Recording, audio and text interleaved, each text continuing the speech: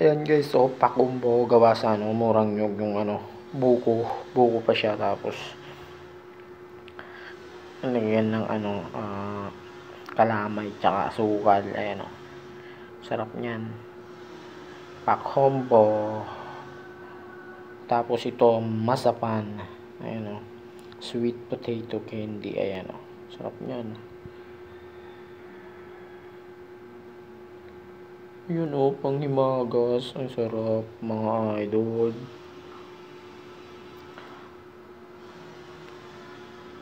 Mamaya papapakin natin yan.